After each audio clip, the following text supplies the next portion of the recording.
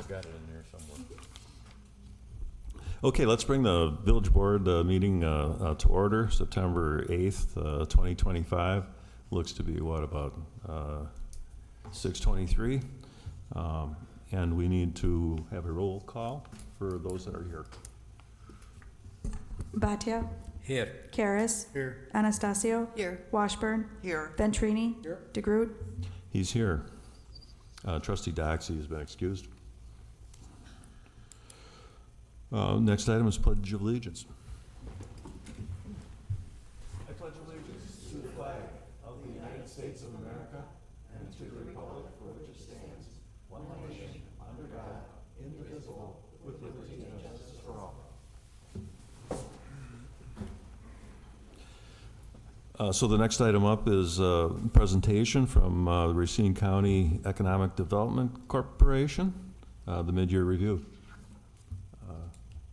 Welcome, Jordan. Hello? Okay, great, it's on. You're there. Hi, so thank you very much. My name is Jordan Brown. I'm with the Racine County Economic Development Corporation. My title is Corporate Attraction Market Lead. Thank you very much for the time this evening to discuss some of our activities in the first half of 2025. So RCDC's work is guided by the RCDC 2025 strategic plan with oversight and guidance provided by the village administrator, village president, village board, and community development authority. I've attached in your packet a update summary memorandum, and I'd like to go over some key points with you. Our first section is business attraction, and I'd like to talk about some of the great trends that we've been seeing. So overall, Racine County prospect activity is up 40% in 2025 when compared to 2024 data. A lot of this is being driven through our great partnerships with the Milwaukee 7 and WEDC. This is something I've worked very hard to try to foster this relationship, and it's been very productive. Also, RCEDC is working closely with Racine County to identify opportunities to address the need for more moderately priced single-family homes for sale and housing. According to the housing study that we completed in November of 2024, Racine County can absorb a roughly 4,275 residential units between 2025 and 2029, with half of this need in single-family housing. This tracks with what we originally projected from our original housing study in 2020, and we've had roughly about 4,500 units go online or be announced since then. Just some more demographic information. The median household income of Racine County is $73,200.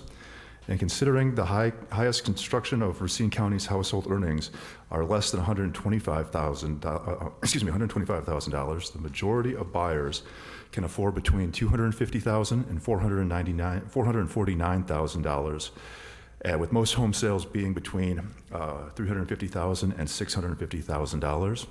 This creates a challenge, leaving many home buyers unable to purchase a home in Racine County. We've been investigating alternatives to assist people in down payments, as well as alternative financing and developer relief. We've investigated this with our partners in Washington County and in Ozaki County. Some specific highlights with Mount Pleasant. So I partnered with NIOP and Shear Construction a couple months ago and hosted the Racine Municipal Showcase. This included participation by Mount Pleasant as a panelist, and approximately 50 people showed up to this. This was a really great way to showcase Racine County, the village of Mount Pleasant, and really expose it to some people in the development community that might not be aware of the great things that we have going on here. We also participated in a site selection familiarization event hosted by the Milwaukee 7 and WEDC. This was a great event where I was able to spend a whole day with 8 international and national site selectors and be able to promote Racine County and the village of Mount Pleasant.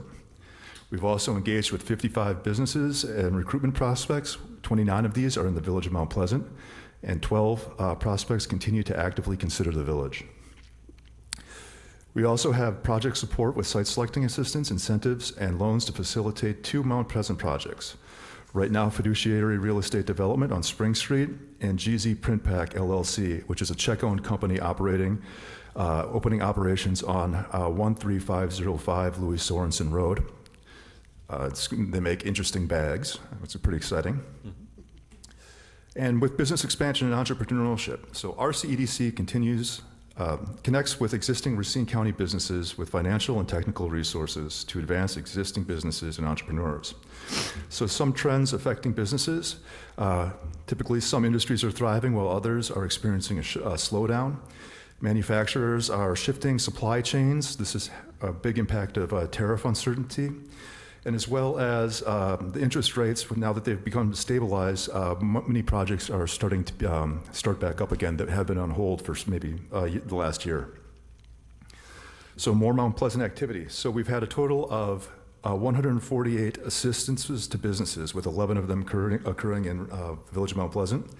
We've also done outreach to 221 businesses and bank partners. Outreach including business call visits, with 5 of these business call visits occurring in the Village of Mount Pleasant.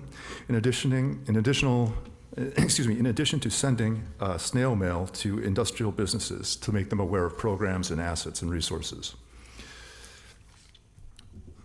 We also support businesses in Mount Pleasant with grant resources. We've had 3 grants in the Village of Mount Pleasant utilizing the Racine County Matching Grant Program. We also coordinated activities in support of Racine County manufacturers. So we facilitated a manufacturing forum partnering with RAMAC and Wisconsin Extension Partnership. On a quarterly basis, we meet at IMET. Topics include developing and retaining employees, continuous improvement, and automation. And the next upcoming session is going to be on November 18th.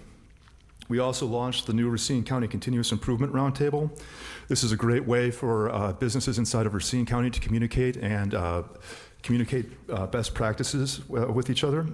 And that's been held regularly. Andis was the one who really spearheaded this. But currently we have 2 businesses in Mount Pleasant participating in this program. Another thing that we have coming up is the Pitch Perfect event. This is something that we're doing in partnership with Kenosha and Walworth County. This will be held on November 12th, and if you know somebody that would still like to participate, we are accepting applicants till the 17th, and we're always looking for new people to participate in it. We also have our Biz Starts program, which is a very dynamic program that we started earlier this year. This is a way to promote entrepreneurship. We just started our 3rd cohort, last Thursday. This gives an opportunity for entrepreneurs to learn about starting their small business, as well as then going into a mentoring program and utilizing interns from Carthage College as well, too. Another key aspect of what we do at RCDC is talent attraction. So we promoted Racine County, including the Village of Mount Pleasant, through the Greater Racine County Initiative and social media messaging. We hosted 61 participants for the Racine Kenosha Intern Mixer to increase connections for young talent entering into the community this summer, and 23 direct talent engagements through employers as a WEDC ambassador. We also developed a promotional video in concert with Mount Pleasant Tourism Commission. And then next we have some specific projects that are unique to Mount Pleasant. So this is under special projects. So we have continued engagement with Microsoft and prime contractors on a project implementation in the Wisconsin Technology Park in TID 5. We also are engaging with multifamily housing developers and prospects, providing site selection assistance and supporting analysis review for required assistance asks. With that said, that summarizes our first half of the year activity, and I'd be happy to answer any questions you might have.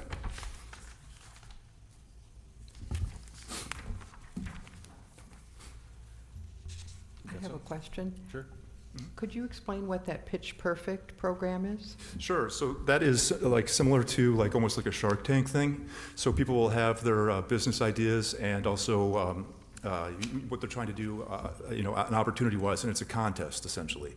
So it's a way to get feedback from business leaders in southeastern Wisconsin, immediate feedback on not only products but also business plans and things like that too. So it's a business competition.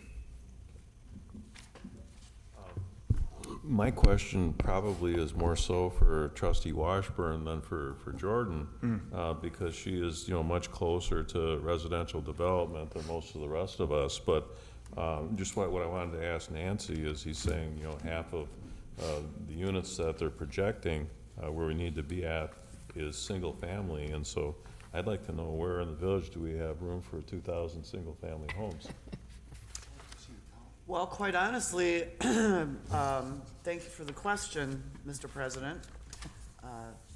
Don't mean to put you on the No, spot. no, but, no you know, putting just me to- on the spot, but I think I can answer it. Basically, the way to create those 2,000 single-family units is by using our zoning code as efficiently as we can. So the developments that we've seen come forward, like Bear Development, their Pike River, and their new project on Brown Road, do that. They're 50-foot wide, single-family lots. And they are using the ground as economically as they can to create a larger number of lots. Having said that, however, when we look at the cost per lineal foot of building that road in front of that 50-foot lot, Tony, I know left, but, you know, we're still looking at, you know, $1,200, $1,300, $1,400 per lineal foot. So you end up with what we thought years ago. You know, we tried to create formulas that said the narrower the lot, the more reasonable the cost, and cost of the lot could be. So the challenge now is the fact that when we look at affordable housing and we look at actually trying to hit that nut of that $250,000 to $350,000 model, you're still challenged in doing that because it's got to be a combination of what's in the house. In other words, if we're going to keep putting granite countertops and stainless steel appliances and higher end floorings and so forth in all of these houses, then you're not going to achieve your goal. They're still going to be substantial in price. But I think for many of the developers, that is a challenge because they're not used to those size lots. And I think also in today's market, if you are a developer and not a builder, you are really, really challenged. Most of the success is being the builder-developer because they have planned for that site, they know what housing can fit on those sites with the smaller lots, and they can perpetuate the volume. Again, Pike River, using Horton, D.F. Horton as their home building base. They built the condos, I think Bear built the townhouses. But using that code is really a great way to help us try and create some of the needs in the affordable. And let's also, you know, I think affordable housing is kind of overused these days. We really need to look at that $250,000 market almost as low-income housing, because to afford that payment, you can make, you know, you don't need to be making, you know, $150,000 a year. We also need to make sure that we support Habitat for Humanity and those kinds of organizations that have the ability to come in and, through their business model, build homes that are affordable in that $180,000 to $250,000 range. And the larger developments that are being built, there's no area within them set aside for that kind of housing.